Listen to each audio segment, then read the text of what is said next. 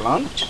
Après plantation, il y a évidemment l'arbre qui doit grandir. Et il va falloir maintenant l'entretenir. Donc il faut faire une cuvette, il faut faire la taille, il faut. Donc c'est les différentes étapes qu'on va essayer de pouvoir faire pour mieux comprendre un peu le processus. Voilà.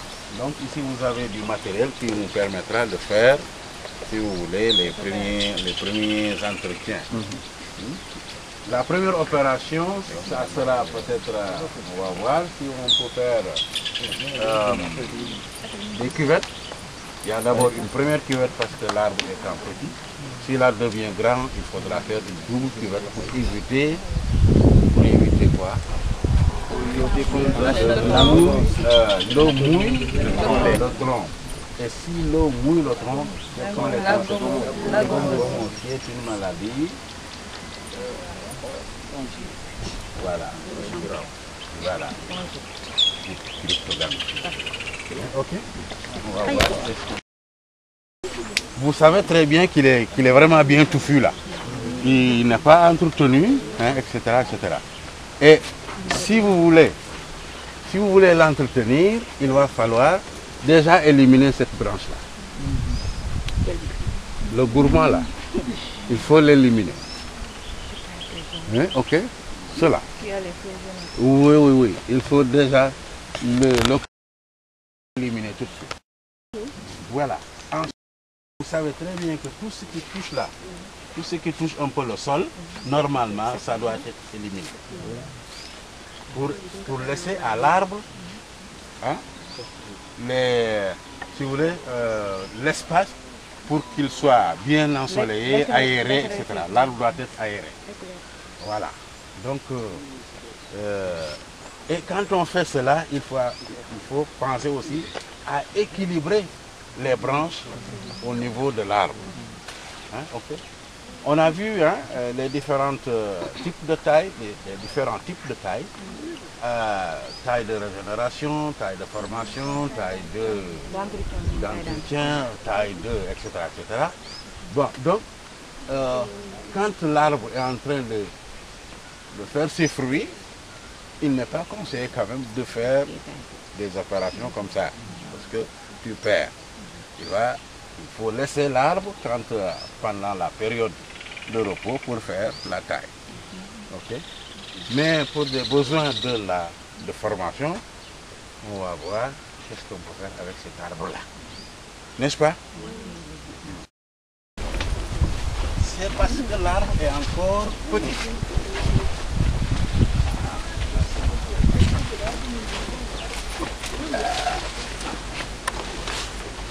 Alors, ça, on peut considérer que c'est encore une cuvette qu'il faut faire.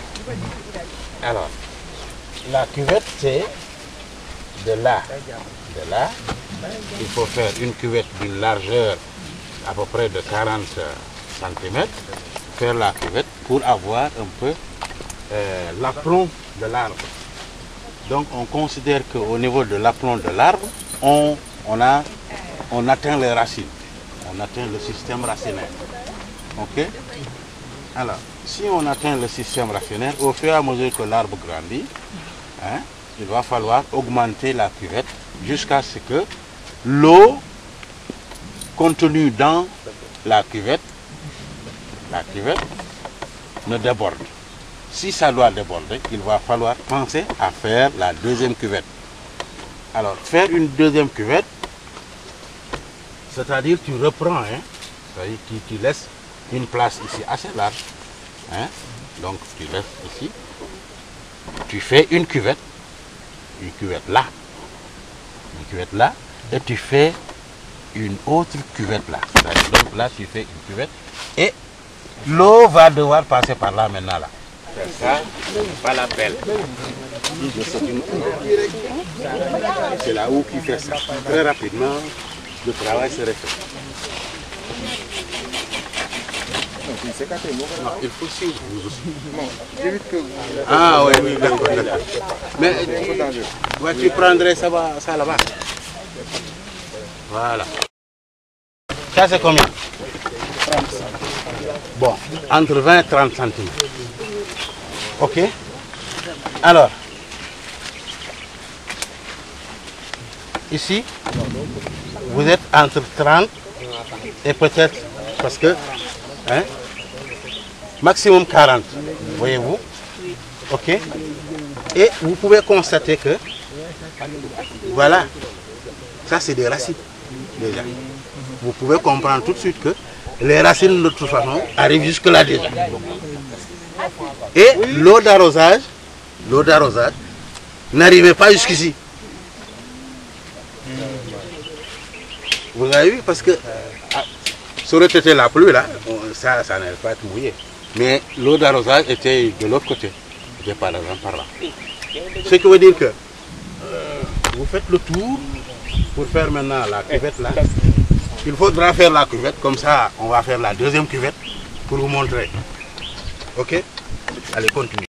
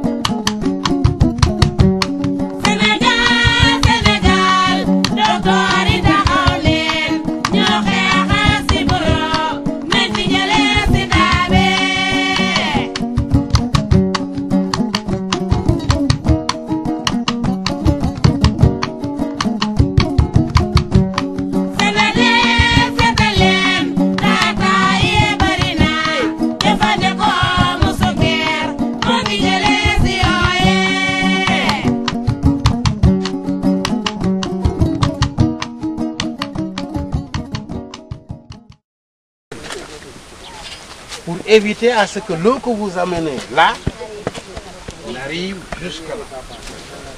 Donc là où je suis là, ça doit être toujours sec. Là, ça doit être toujours sec. C'est bon? Oui. Alors, les engrais que vous apporterez, je vous ai donné un tableau pour le nombre de grammes qu'il faut apporter par engrais et par an et par an. Si vous mesurez à l'aide de la balance, ces éléments-là d'engrais vont être apportés ici. Mais comment? Tu as, par exemple, pour cet arbre-là, 500 grammes. 500 grammes. Les 500 grammes, vous les avez ici dans un récipient. Un pot ou bien quelque chose comme ça.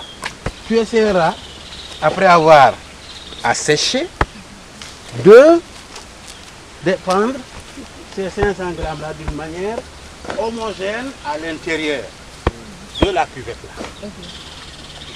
Avant d'apporter l'eau. C'est clair? Si ce n'est pas clair, vous me dites. Monsieur Diop, j'ai une question. Tout ça. Tu creuses ici. Hein? Pourquoi doit-on creuser ici? Il faut creuser là. Donc, faire une monticule ici et creuser là. Alors, quand on creusera là, il va falloir faire encore une monticule par là. Hein, par là. Et de là, on creuse. On creuse là. C'est là qu'il faut creuser. Vous comprenez? Et c'est là où il faut mettre l'eau. Vous comprenez? L'eau d'arrosage, ça sera ici. Pourquoi ici? Parce que vous avez une cuvette ici. Non, vous avez une cuvette, oui. Une cuvette ici. Vous avez la monticule ici. L'eau, avant qu'elle ne traverse ici, là, cette monticule-là, venir jusqu'ici, tu aurais peut-être, avec tes visites là, tu aurais peut-être vu cette eau-là ici, avant qu'elle n'arrive là. Parce que l'essentiel, il ne faut jamais laisser l'eau toucher le tronc. Ça, c'est grave. Le racinaire va être très concentré au niveau du tronc. Et ça favorise un peu le débourrement, ça favorise le déracinement. Ok? Donc il va falloir donner aux racines secondaires de pouvoir se développer latéralement. Donc il va falloir amener l'eau non loin du tronc pour que les racines puissent se développer maintenant latéralement. D'accord? La scie égoïne, il faut la tenir de cette manière-là. Ok? Et il faut y aller avec beaucoup de souplesse, et beaucoup de délicatesse et être vraiment sveltesse. Alors, donc, il faut faire bouger la scie égoïne d'une manière harmonieuse. Ok? C'est comme ça. C'est comme si on danse là. Hein? On ne danse pas, mais enfin, il faut. Sinon, ça va se bloquer. Parce que vous êtes en train de scier du bois vivant. Et plus vous allez à l'intérieur, donc tout ce qui est cambium, machin, etc., vous êtes en train de scier, donc, d'une manière harmonieuse. Quand on parle de l'harmonie, c'est de là-bas où il faut le comprendre. Hein? Hein? Ça aussi, c'est des scies. Hein? C'est des scies. Bon, ça c'est beaucoup plus pratique. Hein? Ça, on ne tient pas ici. Hein? C'est pas... Alors là, vraiment, il faut faire comme ça. Tu veux faire comme ça, tu fais comme ça, etc. Hein? L'endroit où ça ne peut pas faire. Alors, comment on coupe? Comment on coupe? C'est intéressant. Il ne faut pas laisser une plaie qui soit complètement comme ça. Regardez ma main là. Si la plaie est comme ça, donc toutes les intempéries là, ça vient. Les eaux de pluie, etc. Les insectes, etc. Comme ça. Donc il faut le faire, il faut faire ça en biseau. En biseau. Donc comme ça. Hein? Mais en bas. Vous comprenez? Si ce n'est pas comme ça, vous vous exposerez un peu ce que vous avez coupé. Alors, il y a sécateur. Voilà. Les sécateurs, la dernière fois, je crois que Bobo vous a dit comment il faut tenir un sécateur. Qui se souvient? Parce qu'on n'en veut pas du tout. On avait un sécateur. Hein? Il y avait un sécateur. Il y a l'autre partie qui ne coupe pas. Qu'est-ce qui coupe, qu'est-ce qui ne coupe pas? C'est plus tranchant. C'est cette partie qui coupe. C'est cette partie qui coupe. Donc la partie qui coupe doit être du côté de ce que tu vas jeter. Parce que cette partie-là, il vaut mieux ne pas blesser la partie qui va rester. Donc, si tu coupes, alors tu vas laisser cette partie. C'est important, hein? Ok, c'est bon? Bon, alors, il va falloir maintenant que je me mette à l'intérieur.